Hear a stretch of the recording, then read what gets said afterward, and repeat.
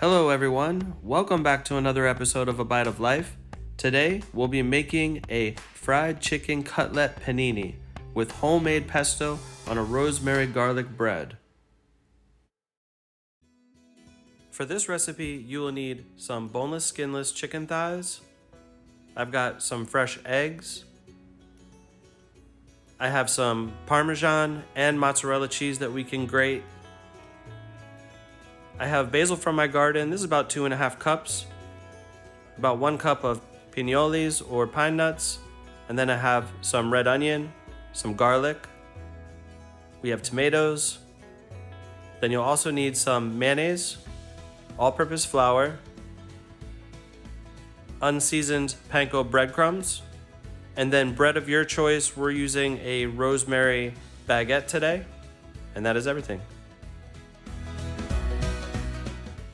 First thing we want to do is make our pesto.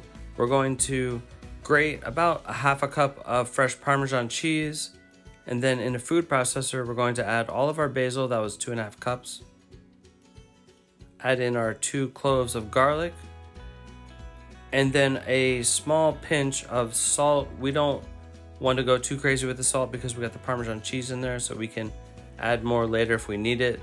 That's about 7 or 8 turns of cracked black pepper, and then all of our pine nuts. A little bit of EVOO just to get everything started, and we're gonna pulse this a couple times. After we've pulsed everything to get it started, we can add in all of our Parmesan cheese, and then on a low setting, we can slowly incorporate some extra virgin olive oil until the pesto is a nice consistency in between too soupy and too chunky, like that.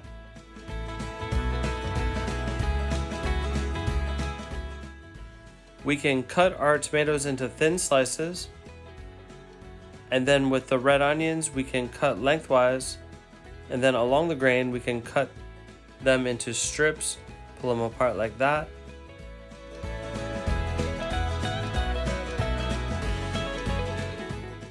We want to grate about 1.5 cups of mozzarella. And then for our pesto, we're not going to use all of this for some sandwiches. We're going to take about 1/2 cup of the pesto and add 1.5 tablespoons of mayo and mix that up. It'll add a nice richness and a nice complexity of flavor. And now all of our ingredients are finished for our sandwiches.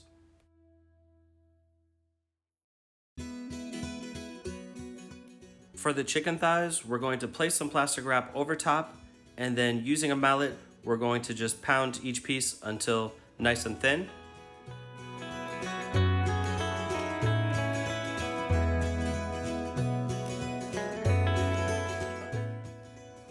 Now setting up our breading station, we're going to use about 1.5 cups of all-purpose flour, about 1.5 cups of the panko breadcrumbs. We'll crack 2 eggs, and now we're going to add some salt and pepper to each component of the breading station. We're just going to keep seasoning as we go. Once we're finished whisking the eggs, we can start breading the chicken. We're going to start in the flour and then go into the egg mixture and then into the panko breadcrumbs. Just make sure the panko gets nice and coated all around the chicken like that. Bread your remaining chicken. Now in a pan on medium-high heat, I want to add a good little amount of extra virgin olive oil, maybe a couple tablespoons. And then I'm going to sear the chicken on each side for about 2.5 minutes. I'm not looking to cook it all the way. I just want to get a nice color and crust on there because we can finish this in the oven. I'm going to transfer it to an oven-safe pan and then cook the chicken for an additional 10 to 12 minutes on 375 degrees. And now we can assemble our sandwiches. Put our pesto mayo on each side of the bread, add some tomatoes, some red onion, mozzarella cheese, our chicken cutlet. We're gonna grate some Parmesan cheese over the chicken and the tomatoes like that. Now close this bad boy up. Now there's a couple ways that you can cook your sandwiches. You can use a panini press or a George Foreman grill. I don't have one, so I'm just gonna use my griddle. I put a good amount of butter on one side, and then we're just gonna lay it down onto the griddle. And then I'm gonna press as best I can. I tried to use the pot, that didn't really work.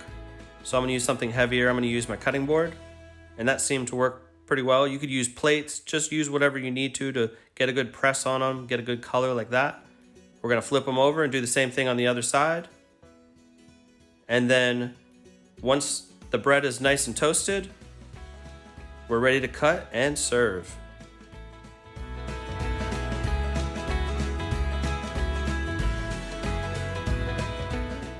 This is definitely one of the best chicken sandwiches I've ever made. The textures were incredible, the flavors were incredible. You can serve this with some chips or maybe a side salad like we did. Let us know if you try this recipe, and we hope you have a great day.